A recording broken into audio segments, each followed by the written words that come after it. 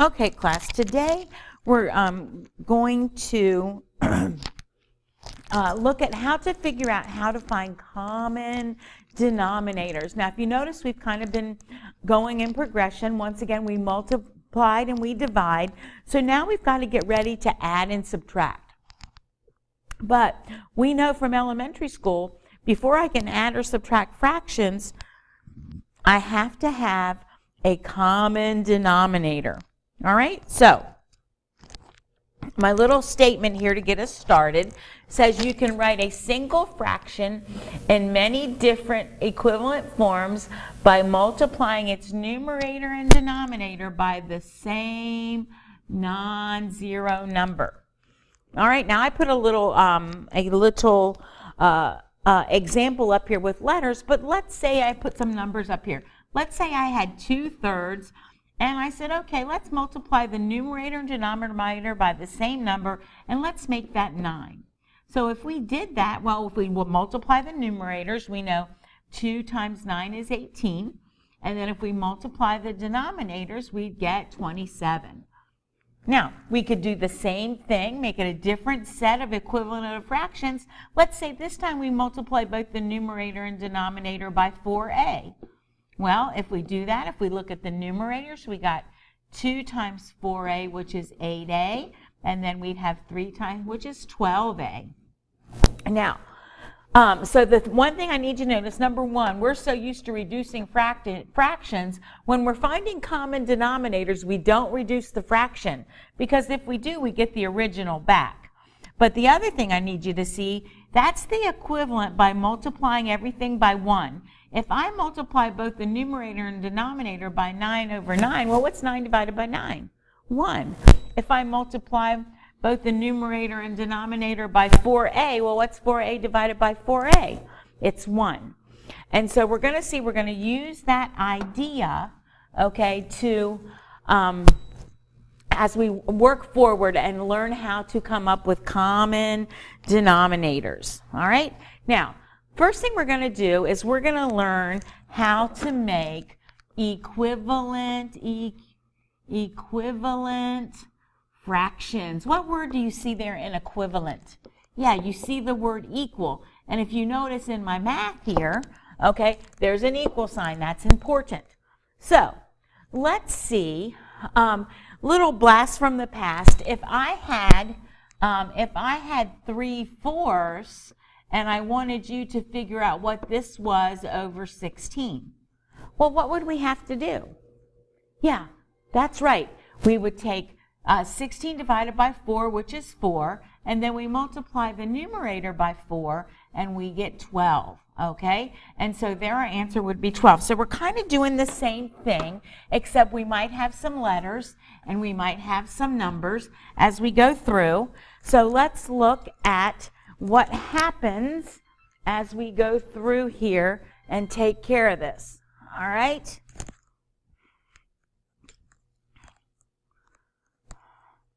Okay, so if I'm looking here at number 1, what am I going to have to multiply 17 by to get 51a? Yeah, good. I'm going to have to multiply by 3a.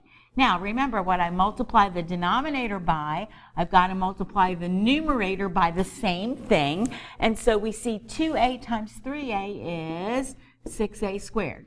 And again, that works because when we multiply the numerator and denominator by the same thing, then we're multiplying by 1. Now, because it's monomials, we multiply, it's a number thing and a letter thing. If we look at number 2, what am I going to multiply 5 by to get 25? Yeah, we've got to multiply that by 5.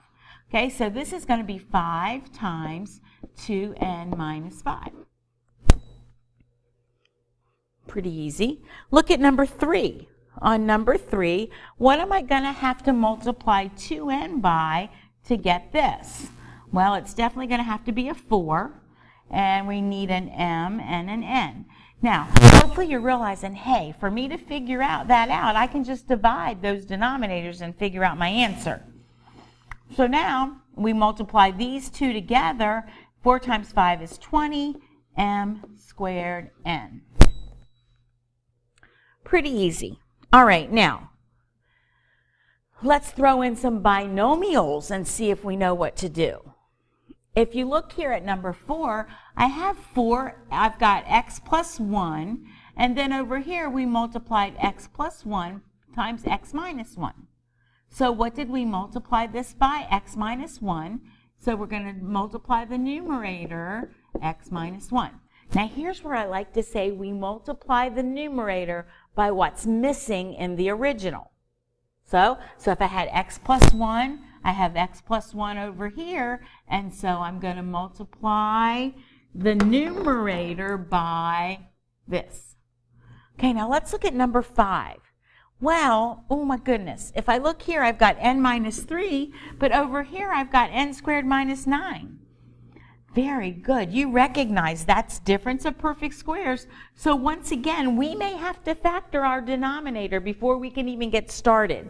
Now, remember, I need conjugates, so we got n plus 3 and n minus 3.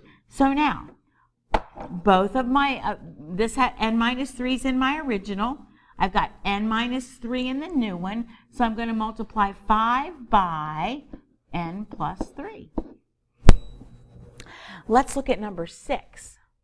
Yes, if we look at number 6, well, I'm going to have to do some factoring here in this denominator. We're going to factor out the GCF, which is an x, and I'm left with what? 3 minus x. So my original has 3 minus x. My new one has 3 minus x. So we're going to multiply the numerator by x. X times 2x is 2x squared. All right, now again, we're just making equivalent fractions, but we're getting ready to go to getting common denominators so we can add or subtract next week.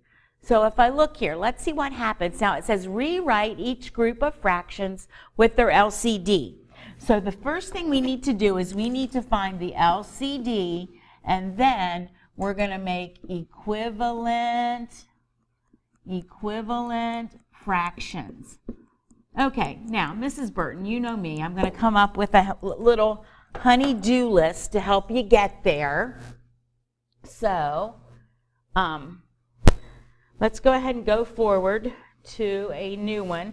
And how are we going to find the LCD or the LCM? Well, you know, number 1, it's going to be a number. There's going to be a number part. We're going to have to look at the number part, and we're going to have to figure out what is my LCD. Well, there's 2 ways we can do that. We can use our cake method. Remember how we used double cake before? But this time, if we use the cake method, we're going to multiply the sides and the bottom to make the L. And remember, in 7th grade, we used to call that we knew that we were multiplying the L because we were looking for the LCM. The second method, which is one we don't really use that much, is you can use the prime factorizations if you want. Prime factorizations. Okay, and we don't use that one that often. Okay, the second thing we've got to do is we've got to look at the letter part. We've got to look at the letter part. Now, when I look at the letter part, we are going to, this time for the LCM, we always pick out the greatest exponent. And then the next thing I like to say, Mrs. Burton language, everybody comes to the party. Everybody comes to the party. Okay? So when we're looking for our LCM, everybody involved has to come along and be a part of that LCM. So now let's go back and see what that's going to look like. If I look at number 1, well, this time I've only got numbers in my denominator. So if I look at 12 and 18, what's my LCD going to be? Well, let's go ahead and double cake and see what happens there. So we're going to say 12 and 18. And then I know if I'm doing my prime factorization, the cake method, well, 2 goes into both of those. 2 goes into 12, 6, and 2 goes into 18, 9. Now, 2 doesn't go into those, but 3 will. And so 3 goes into 6, 2, and 3 goes into 9, 3.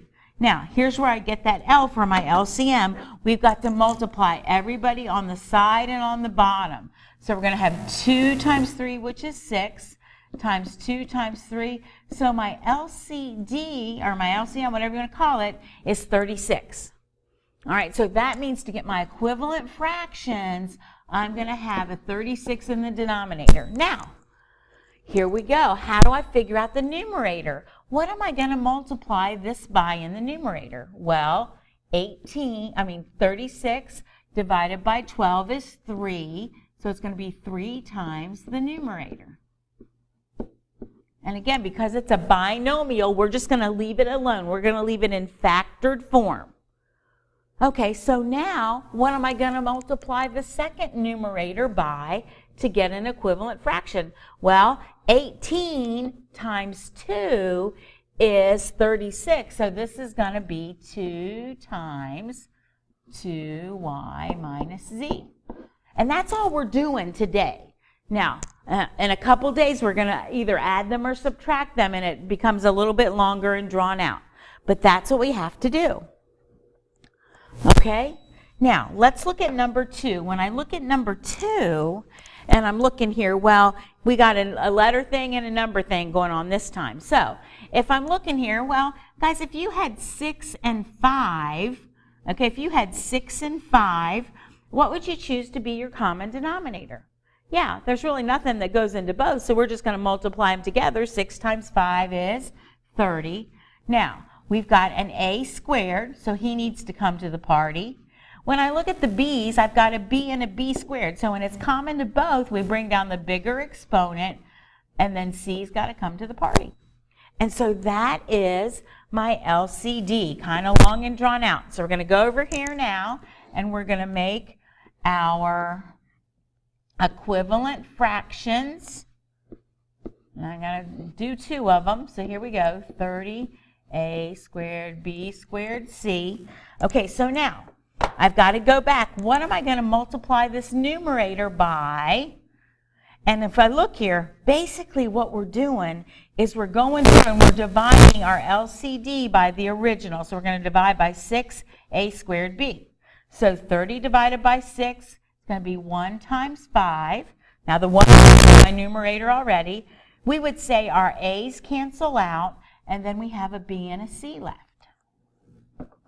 Now, to get our second equation, let's figure out what we're going to, our second equivalent fraction, what are we going to multiply 4 by? Well, I'm going to go up here and divide by what was my original fraction. 30 divided by 5 is 6. And if you notice, we need an a squared.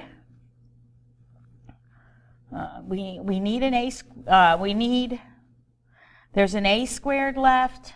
And that's it. Because if you notice, I've got b squared and c. Okay, so now we just got to multiply those numerators together. 5bc over my long and drawn out common denominator.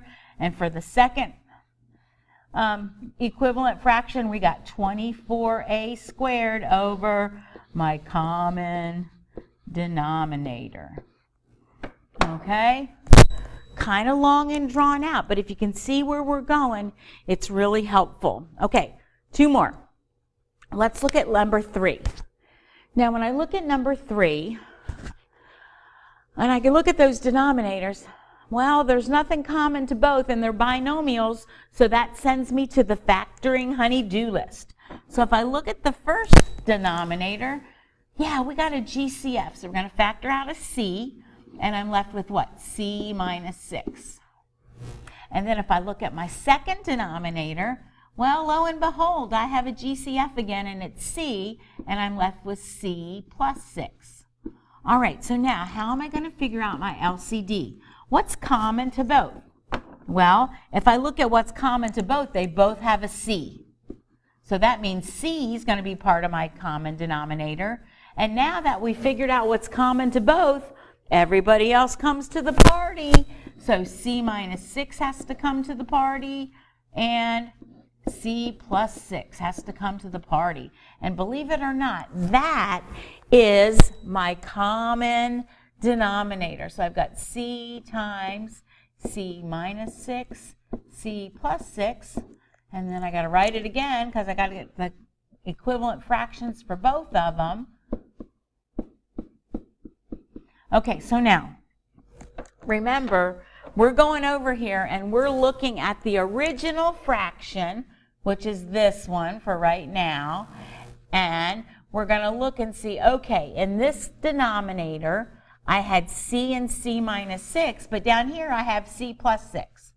So it's going to be 3 times what was missing in the original, which was c plus 6. And now when I go look at the second fraction, well, we've got a c and we've got a c plus 6, but what's missing is c minus 6. So now that's going to be 5, which was in the numerator already, times c minus 6. And again, that's all we're going to do with them today. Okay, and we're going to worry about how to add in and subtract them another day. Everybody try number 4. Oh yeah, we got to factor first. So let's go ahead and factor our denominators. Did you realize what was going on in the second one? Yeah, there we go. So it's all right. So we've got everybody factored. So what's my LCM going to be? Well, what's common to both? Well, what's common to both is what? K plus 2 and K plus 2. So it's going to come down, and then everybody else comes to the party. So the 5's going to come down and be part of my LCM, and that K minus 2 is going to come down and be part of my LCM. Now, equivalent fractions, 5, we've got K plus 2 and K minus 2, and then I like to go ahead and get my fractions written with the common denominators underneath because it's kind of long and drawn out. Okay, so let's look at the first fraction. Well, if I look here, I've got a 5 in the numerator, but I've got a 5 and a K plus 2, so what's missing is K minus 2, so it's going to be 5 times K minus 2. And now let's look at our second fraction. And if you notice there, I've got the K plus 2 and the K minus 2. What's missing is the 5, so that's going to be 5 times K minus 1. Okay, kind of long and drawn out. Let's practice tonight for homework, and we'll talk about it again tomorrow.